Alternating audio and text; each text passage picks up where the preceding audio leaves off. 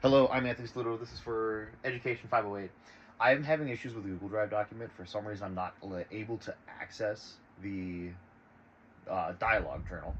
But that does not mean I can't still do the assignment. I'll show here real quick. It's a little rough to see. I'll just tilt this down. I'll click on Authorize for Google Drive.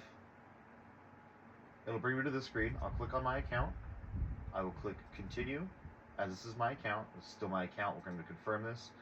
It'll close and it just says authorization has failed. Please click authorize again up here. I'm not sure what this means, but we're just going to keep going. So the four things to talk about that I would like to talk about regarding the reading is first, the right to be confused. Philosophically, I feel like this is the correct thing to start with.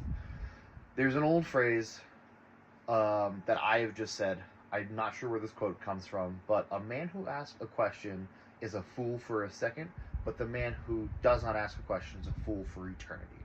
And the reason why I wanted to bring this up is you have the right to be confused, you have the right to not know, but you have the needs to get rid of, to eliminate your confusion, to become the smarter and educated person in the classroom. And this goes for myself as a student, this goes for the students that we will also teach. You have the right to want to be able to seek higher education, and you also have the right to be able to go, I'm not sure at this moment, how do I get better? Which is a plain and simple thing to say. The next thing that I want to talk about, as I'm going into history and political science, is the schools used to oppress or dismiss a student's need. Historically speaking, the United States is horrific at this. With the annexation of Hawaii, with a wide and vast array of students and cultures and needs and necessities for everybody, schools historically have said, you are to be molded. You are to what I tell you to be, not the other way around. Schools historically have been a very oppressive space for students to say, I can't learn because it's not safe for me to learn. Or if I don't know, my right to be confused has been taken away. I'm now humiliated. I'm publicly shamed. Schools need to start, and have been doing better in our modern day, of working with what the students' needs are.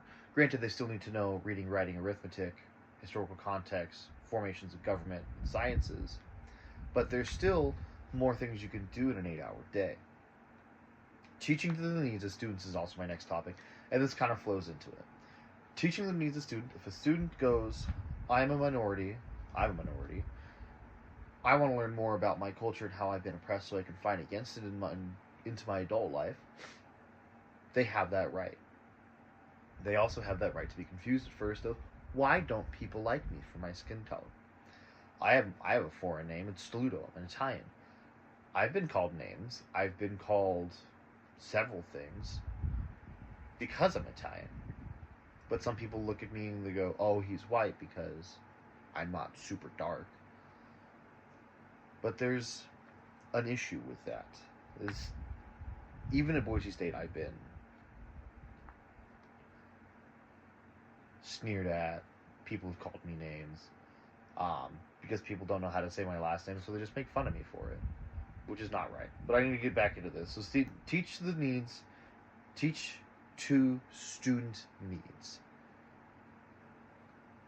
Back to the historical evidence. You need to be able to tell why Cesar Chavez is important, why Martin Luther King Jr. and Malcolm X are important, why the Holocaust was a big deal, why the events that are going on right now in the Middle East have tied back to decades, millennia even. And to make this short and sweet, I need to get on to the last one. An assessment is a thought snapshot. I thought this was a very interesting term that came up from the reading, because the idea of assessment is not to simply be a grade, it's to say, what truly do you know? What is your thought process in these situations? Which is a very unique way of putting it. I think it's a very interesting way of what you can do and what you can say, as I've lost my train of thought.